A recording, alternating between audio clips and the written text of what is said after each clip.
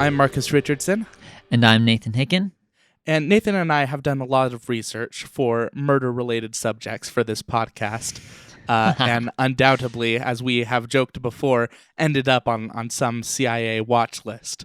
But we were just going back through our Google searches, and we realized that some are kind of funny, especially without context of what exactly we were looking up.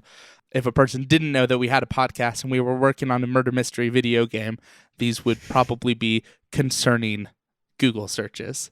So we wanted to share those. Yes.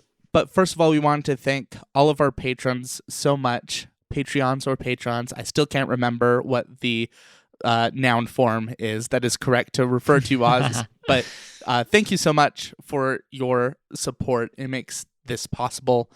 And we invite anyone else within the sound of my voice to consider donating to the show as well. We have some perks. Nathan has a newsletter. Another thing of note, we're going to be taking the next few weeks off as we prepare for my next exhibit. But why, you ask, am I inviting you to join our Patreon if we have no promise of content for the next couple of weeks? I'm glad you asked, hypothetical listener, because the proceeds that we gain from Patreon for this month of September, we're going to be donating in honor of Death in the 100 Acre Woods to leukemia cancer research. So if you want to, you can join our Patreon for 1 month and then cancel. If you're passionate about and you want to indirectly donate to cancer in a very roundabout way, I won't judge you. Yeah, we'll put all the details in the description of this episode. So yeah. We are going to be back, I would say probably the first week of October is when we'll do our next case proper. But yeah, let's talk about concerning Google searches. All right. Do you have a good one to start off? Some of my favorites are just like things that can kill you. It's very odd to like research. What food is toxic to hamsters? I have a couple of those I wonder where that searches. was from. Oh gosh. Yeah. I wonder who can really say. It's funny because like most people would look that up because they want to prevent a hamster from perishing. But my fictional hamster, I was looking for something that would kill it. I like how you specified fictional. We were not intending to harm any actual hamsters in the making of this podcast. So exactly. And then I also have some Google searches of like just weapons, like a Garrote. I still don't know. Oh my gosh, yeah. I say garrote. I don't know if that's right. That's the thing you put on the neck, like the little wire thing. Yeah, I think you have a more expansive vocabulary than I do, especially in like. Well, I don't want to say that you're an expert on murdery things, but it definitely seems like you have a corpus of lore that you can draw from. Yeah, I don't know if to be flattered or concerned. I should probably do some self-reflection on that. But I just read the second Enola Holmes. She gets garroted. She gets attacked by someone with the crow. So that's been on my mind recently. Anyway. I didn't know Enola Holmes was a book. Yeah, so it's a whole series of books by Nancy Springer, American author. Different than the movie. I think I like the movies better. I like the direction they took with it, but still solid. So, yeah. Very cool. Well, what do you have lurking in your search history? They come in themes. So the first one I found was, can you smell if your nose is cut off? That has not come into play yet, but that might. I just needed to know how much do I have to remove from someone before they can stop smelling? Which sounds how much does a fictional person have to remove? Not me person. Anyway. As an aside, I have one that's like that, which is a search also for something that has not come up. I won't say if it's for the video game or for a podcast episode, but I have looked up connection between ear and brain in terms of like if ear was removed, how much damage to brain. Oh my gosh. Yes.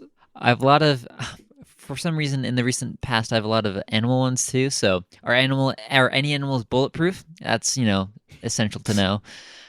Crocodile property damage. So, how much damage can a crocodile do to land and whatnot? Are spiders poisonous after they die? Just curious if you can die if you step on a dead one. Animals that attack unprovoked. Are there any fish that are poisonous to the touch? The answer to that is yes, pufferfish. There's some pretty intense Ooh. pufferfish toxin that can get you. So, thus. I found this one in my Google search. This is not from the video game or our podcast, and it took me a while to figure out what it was. This one is sweat-resistant bolo ties. That's because that's from the Book of Bill ARG that's going on the website. Ah. If you type in, I believe it's Lil Gideon or something, it links you to sweat-resistant bolo ties. So anyway, So it sends you to a page as if you searched for that thing. yes, like thanks. That is now going to be on my Amazon recommended for a long time. I love that. But yeah. I've got list of conspiracy theories. That's always handy to have in a pinch. So, I have that too. I have top conspiracies, which I gotta say, like, if you're, I like to imagine that maybe there's a conspiracy theorist out there that like knows they want to believe in something, but they don't know what yet. So they do conspiracy shopping. They're like, what are the top conspiracies today? What looks good? Yeah. What are the pros and cons? What really fits my lifestyle? Exactly. Oh my gosh, it feels like, I don't know, in D&D, like you have a D100 sheet of like boons or whatever, and you just roll a D100 to see which one you get. You roll one to see which conspiracy theory you believe. So, conspiracy theories are interesting because they're so like comical in a fictional setting, and they're so deeply upsetting and disturbing in a real life setting. Like, it's fun to like make fun of flat earthers, but then you see like what conspiracy groups actually can like do based on what they believe, and it's terrifying. Yeah, I like the vibes of X-Files, Twin Peaks, but I like those more because they're not fictional, or they are fictional. Yeah. Are you saying that you don't actually like real life murder? Well, yeah, I know it's a hot take, but I am actually against murder, so... You've heard it here first, folks. I know. Hot stance. Speaking of Twin Peaks and in relation Moonshine exhibit, this one, How to Get Out of a Trunk, just had to check, because my only experience with that is the Psych episode where Sean has to kick through the brake light, and I just wanted to see if that was actually a legitimate way, which it is. So... Very cool. Thus. And then I found so many different poisoning. Strychnine poisoning symptoms, hemlock poisoning symptoms. What can hide hemlock? Can curry hide strychnine? Just normal things that I'm slightly concerned about. So some of my favorite searches in my own history are the ones that are not concerning, but I know that they connect to murder or mystery. Like I have parts of a garden tool in my history, which seems innocuous, but it's not. Wait, what was that one from?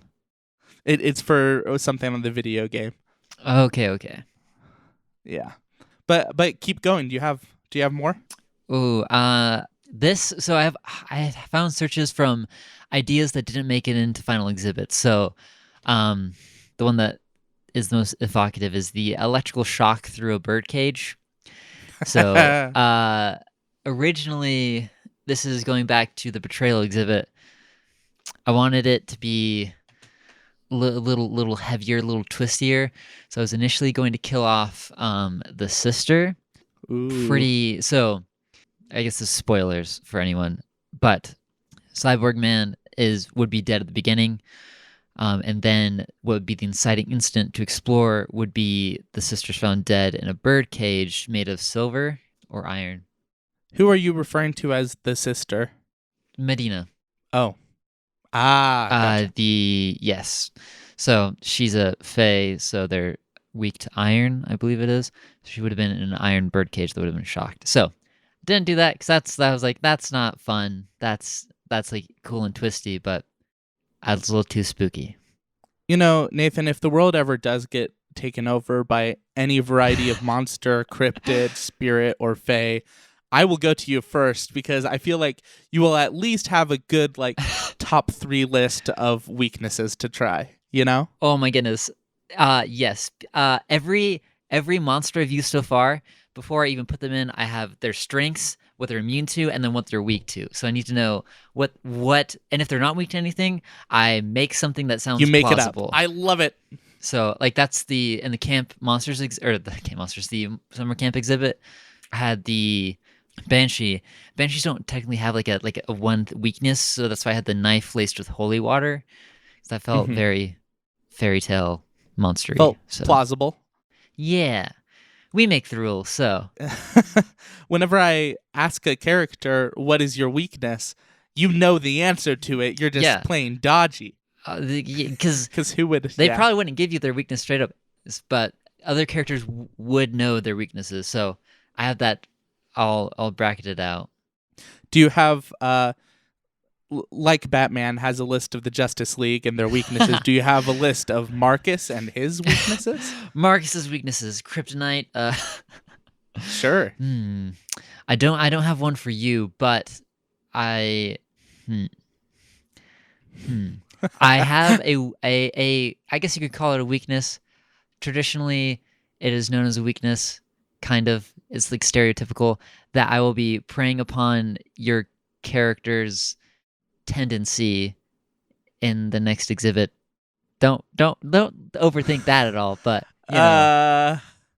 The only tendency I can think of is curiosity. Like I poke pretty much every bear that you put in front of me. Interesting.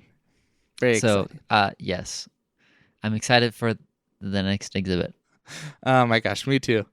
Do you have any last Google searches to share? Ooh, bite forces of various animals. Just because gotta know if you can escape, how to escape an alligator.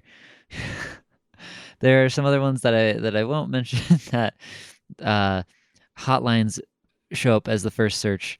So thus. Gotcha. But what are you? Any last ones? No, I think that yours in general are more fun than mine. But I do very, very early on have a search about, can a ski pole stab someone? How much force would you have to use to get a ski pole to go through someone? Gosh, there's some video game stuff that we can't talk about yet, but a lot of searches about electrocution. Yep. Struck by lightning. How does that work? How does lightning affect the power in a house? What's funny is looking at these Google searches and comparing the insanity of, can you smell if your nose is cut off, to the mundanity of like, how long past the expiration date is Miracle Whip good? Like, can I still use this? A full picture of a man can be found within their Google searches. Honestly. I will say I don't think it's too much of a spoiler to say that at one point in development for a case in The Rise of the Golden Idol, we wanted a chandelier to explode and for a person to be electrocuted to death. So someone else on the team drew out this elaborate electrical diagram, according to an electrical engineer they knew, that would allow for both an exploding chandelier and a person getting electrocuted. One of those had to give. I won't say which one. Yes. But it was detailed how you had to hit it, which you had to use it with, what kind of tech it would have to be. So yeah, it was enlightening to say the least. Cool. Well, thanks for chatting. And we should have at least another short chat before our next full-fledged exhibit. Do you have any teases for the next episode, or is it too secret at the moment? I'll be honest, I'm concurrently brainstorming the next one and the one after that, not because they're connected, but because I like both of their stories. Sorry, it's just like two ideas that I'm excited about. Part of me wants to do the second idea first, but the first one is the one that is probationary, so I can't really swap those because of the continuity. So interesting. Okay, I know what you mean though. Like, just today I was doodling in my journal about a future exhibit, not this next one, but an idea for a gimmick that I had that I actually really like. I ended up doing like a whole page of outline. Like, how would this Oh, how would this nice. work? And how would Marcus react to this? That's really what we're going for. We're just going for a good reaction from our co-host. Exactly. Yeah, I don't know if there's anything I want to say more than I already have. Besides, there may be some Shakespearean influences. Oh my gosh. We both just went to the Shakespeare Festival down in Cedar City, Utah, which I absolutely love. Yes, Oh this my idea has been on the table for longer than going to that, but it definitely was helpful to go to that. A light smattering, Okay, of sprinkling. Yes, exactly. But yeah, let that percolate. I'm excited to share my next Yes. thing with you. Okay, I am excited to experience it. What fun! Until next time, thanks for listening. Yeah, talk to you later. Bye.